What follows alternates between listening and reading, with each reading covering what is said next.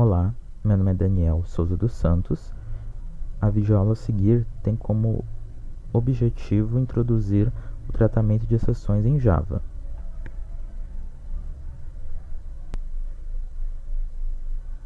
Quando desenvolvemos um software, podemos nos deparar com vários tipos de erros e problemas.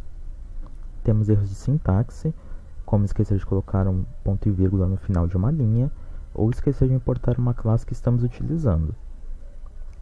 Esses tipos de erros são avisados pelo próprio compilador.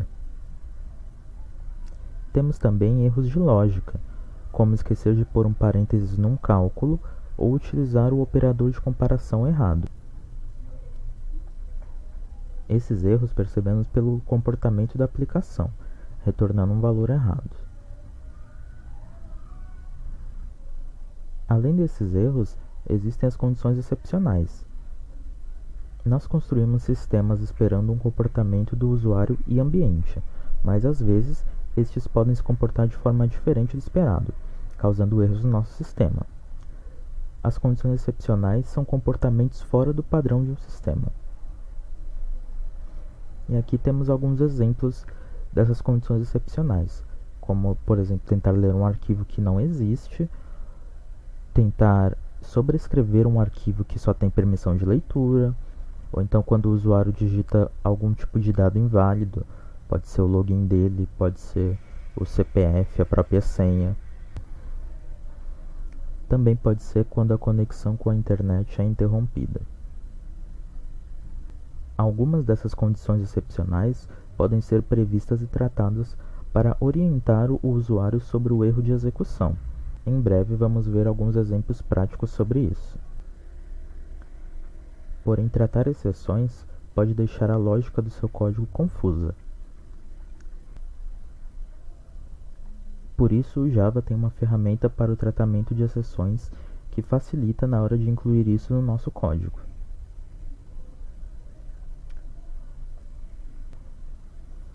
Agora vamos a um exemplo prático.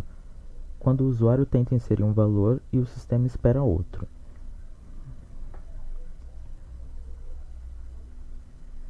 Então aqui vamos fazer uma aplicação bem simples, só para o usuário digitar um número e a gente guardar isso numa variável. A gente faz o parseInt.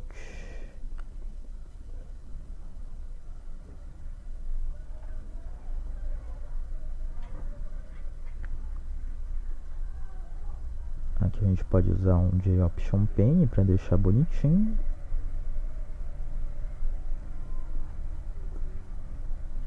Aqui já importou. Show Input Dialog. Insira um valor.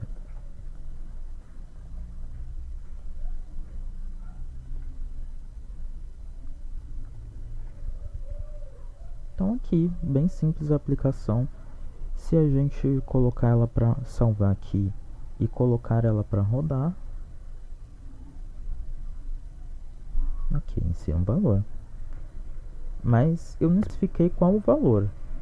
E se eu tentar colocar uma letra, por exemplo?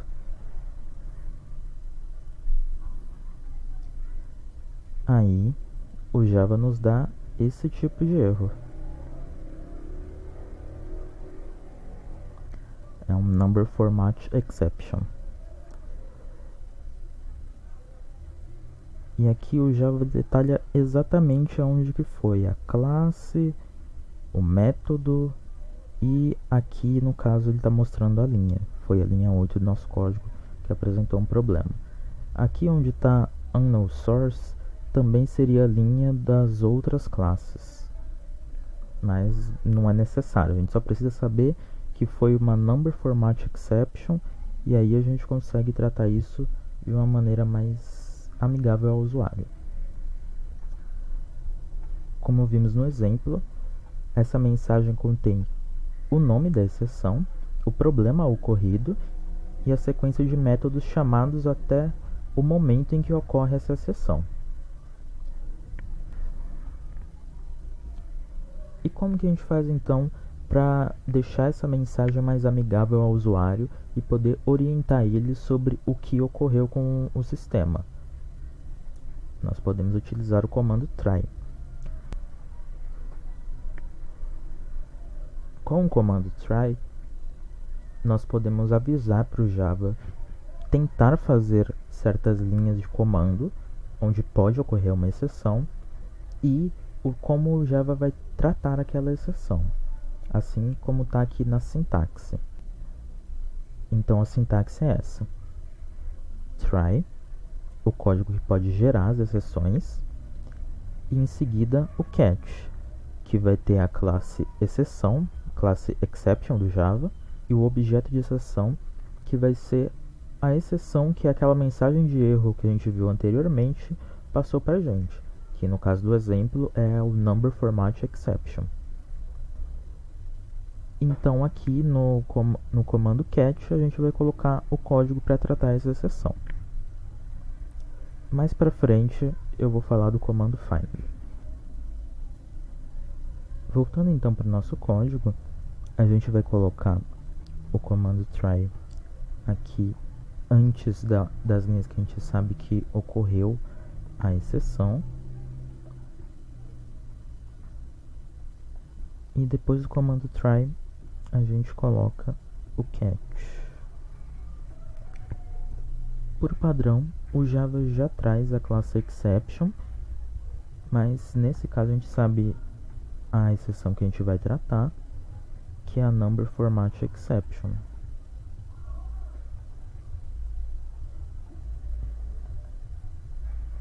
Aí aqui após o comando catch é onde a gente vai dizer para o Java como essa exceção vai ser tratada.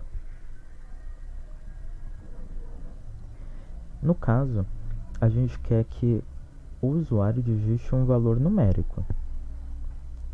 Então, eu vou dar um system.out.print dizendo o seguinte: esse campo só aceita números.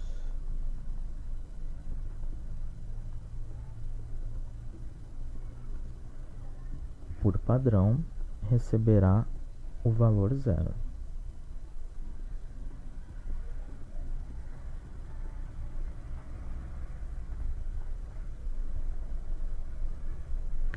E aqui a gente atribui 0 para a nossa variável x.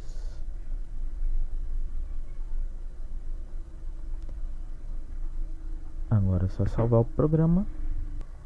Agora rodando nosso programa, a gente vai ter o comportamento esperado. Se a gente colocar aqui um caractere, ele responde aqui que esse campo só aceita números, por padrão receberá 0. A sintaxe do comando catch pode ser utilizada dessas maneiras. Você pode ter sempre um ou mais catches acompanhados de um try para tratar diferentes exceções de diferentes maneiras, ou você pode tratar duas exceções da mesma maneira, colocando as duas exceções e um pipe entre elas. Dessa maneira, o Java vai saber que se tiver uma dessas exceções, ele vai tratar com o código a seguir. Tem um exemplo de um exercício de CRUD, um CRUD simples, e aqui, por exemplo, ele tem um catch para capturar caso ele tenha uma class not found exception e uma exceed exception, né, como está mexendo com o banco de dados. Agora sobre o finally. Esse comando ele não é obrigatório de seguir um comando try catch. Você pode ter só o try e o catch sem ter que utilizar o finally. Porém, quando nós programadores utilizamos alguns tipos de recursos de fora do nosso sistema, a gente não pode esquecer que esses recursos têm que ser liberados de volta, né? Para evitar erros, corrompimento de arquivos e etc. Exemplos desse tipo de recurso são arquivos, né? E conexão com banco de dados e conexão com a rede também. O código que você colocar no finally sempre vai ser executado. tratando ou não essa exceção no bloco try. Então, sempre que você tiver um try catch e aquela exceção ocorrer, ele vai, se você colocar um finally, ele vai executar aquele código no finally. Se não ocorrer exceção, também ele vai executar o código que está no finally. O finally só não é executado se o aplicativo fechar antes, ou se de repente antes do finally você colocar o método system.exit. Então, a sintaxe do finally, como já tinha nos slides anteriores, é essa. Após o catch e o tratamento de exceção, você coloca o finally e o código, a lógica que vai liberar os recursos que você estiver utilizando. Para ilustrar melhor um exemplo com finally, eu vou escrever aqui uma classe para gravar arquivos. E lá no finalzinho vai ter um try catch para poder capturar uma sessão de I/O. Então aqui é o construtor, a gente não vai precisar colocar nada nele, e o método.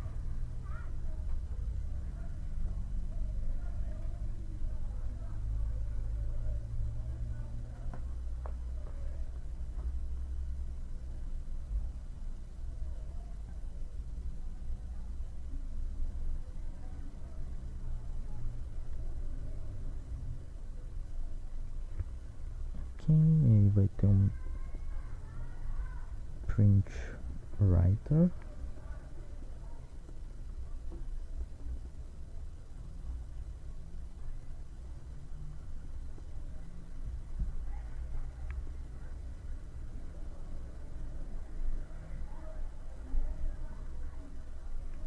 Aí aqui vem o try.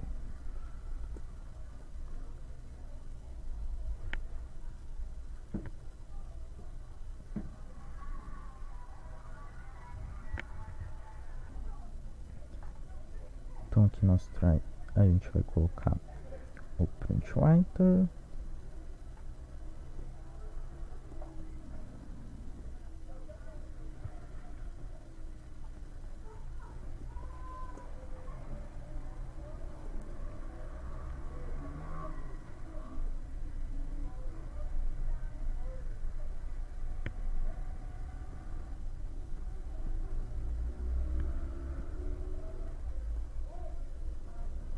Agora a gente faz um while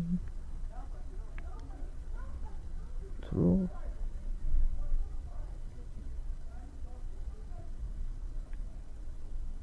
Pinado ponto print.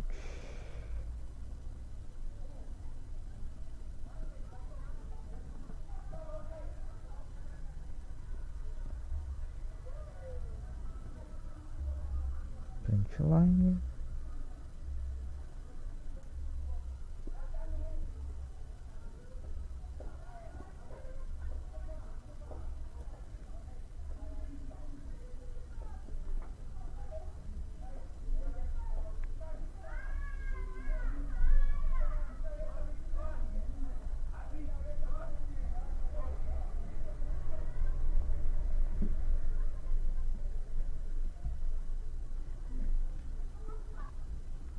E um if para poder sair disso.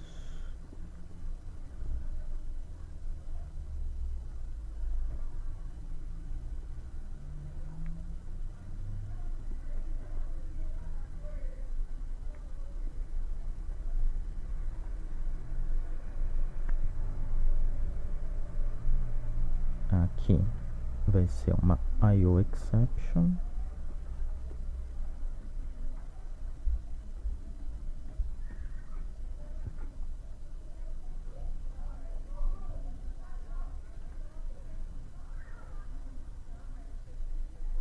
Dentro desse catch a gente não precisa colocar nada, vou colocar só para ele mostrar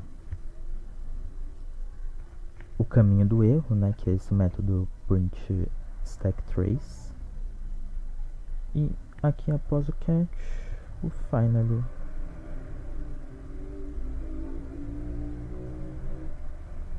E dentro do finally a gente coloca este if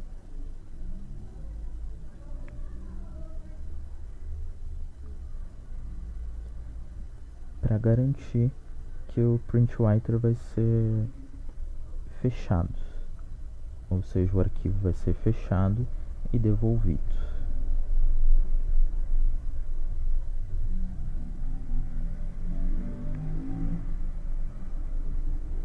Close.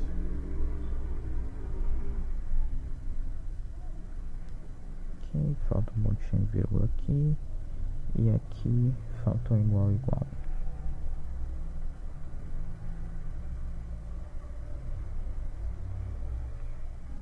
Aqui eu coloquei 2 pontos em vez de ponto e vírgula. Pronto. Agora é só salvar. E aqui na classe principal a gente faz um new file.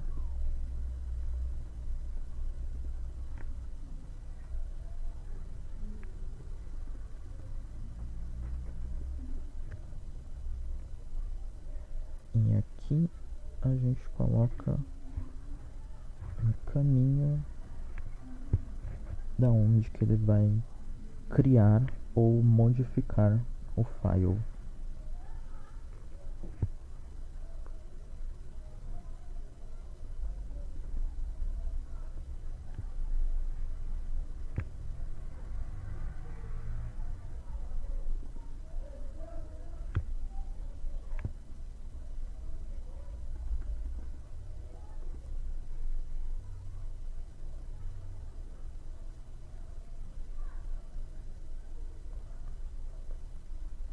Feito o caminho, a gente coloca também o nome do arquivo, que pode ser teste.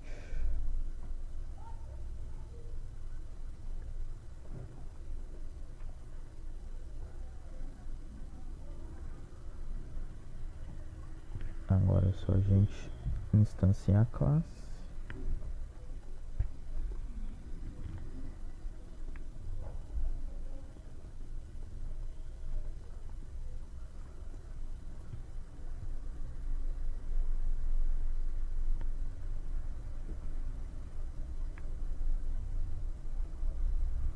E chamar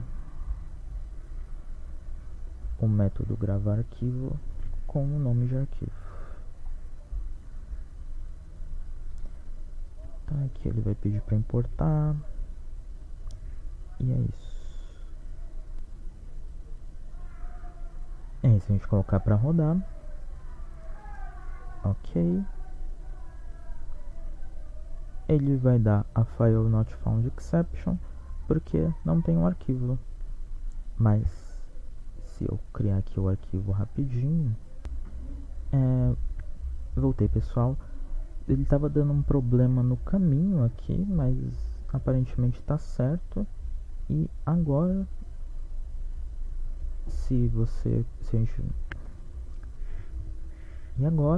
colocando o programa para rodar, não tem nenhum exception e o arquivo aqui está criado. Se a gente abrir o arquivo, ele está lá com a numeração de 1 até 1000. Além do try, catch e finally, a gente tem o comando throws, que ele é utilizado especificamente para sinalizar para o Java que um método pode lançar uma exceção. A sintaxe do throws, então, é essa. Você vai escrever o método normal, o tipo de retorno, o nome, e após o nome, o throws, com o tipo de exceção, e ele pode receber N tipo de exceções. Pode ser apenas uma ou N. E o código do método normal. Agora vamos a um exemplo prático de utilização do throws. Voltando para o nosso exemplo inicial, a gente vai dizer que a variável resultado vai ser igual o método divisão, recebendo o valor 20 e a variável x. Aí aqui vai pedir para criar um método.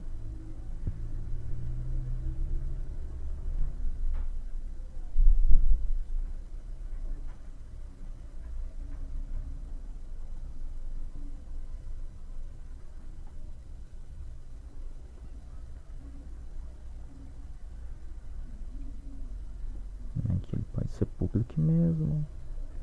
Public static int.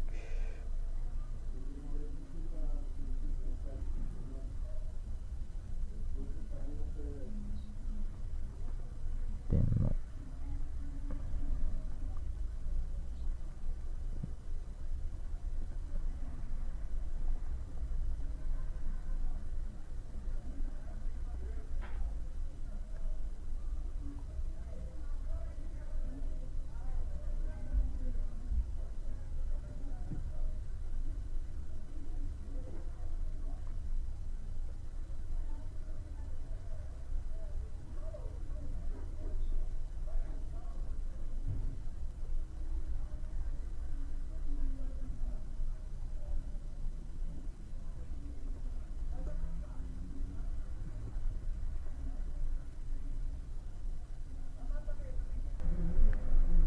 Aqui o método está pronto, só que como a gente colocou para o x receber 0 caso o usuário digite qualquer coisa diferente de um número, esse método vai cair numa divisão por 0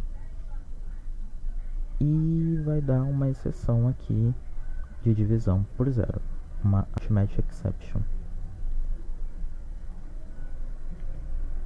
Então a gente vem aqui nesse método e coloca throws arithmetic exception.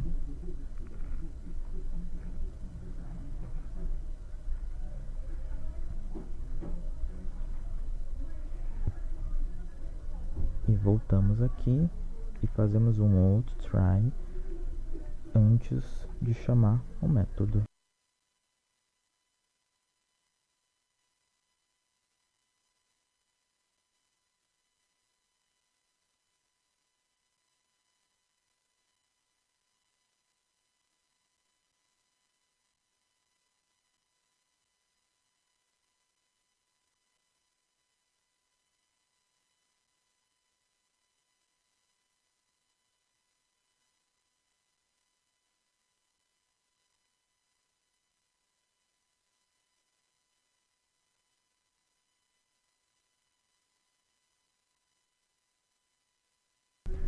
Dessa vez, a gente não precisa colocar uma mensagem diferenciada para essa exceção. O próprio Java, quando você trata uma exceção, ele chama o método toString e mostra o tratamento próprio para a exceção. Então a gente vai dar só um systemoutprint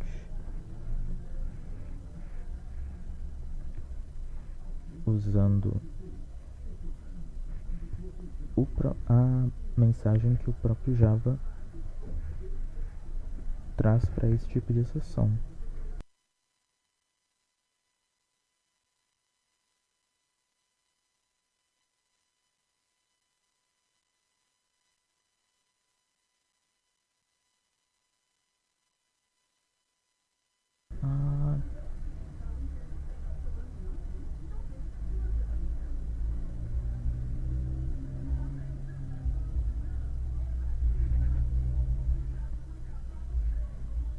Ops, isso daqui tem que ser dentro de uma string, lógico.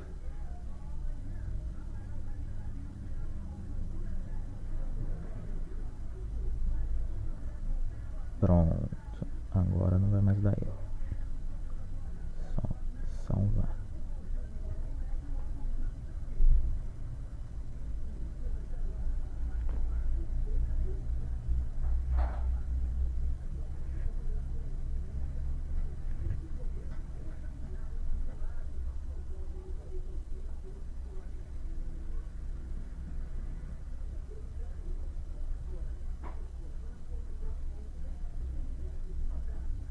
Ah, ok.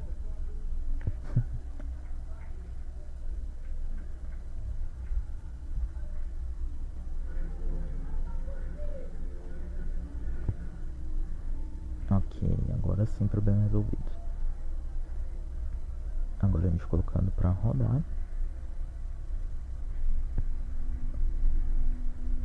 Em vez dele dar aquela mensagem de erro com as linhas de código e tal, ele diz: é uma exceção, essa é a exceção, e a mensagem da exceção que o método toString retorna, que é uma divisão por zero. É importante ressaltar que as exceções em Java são classes, portanto elas têm alguns métodos que podem ser utilizados quando você usa o tratamento de exceções, como eu cheguei a mostrar o printStackTrace, e tem o getMessage também, que traz uma mensagem de erro do que aconteceu. Então é isso sobre essa aula de tratamento de exceções. Obrigado por ter assistido.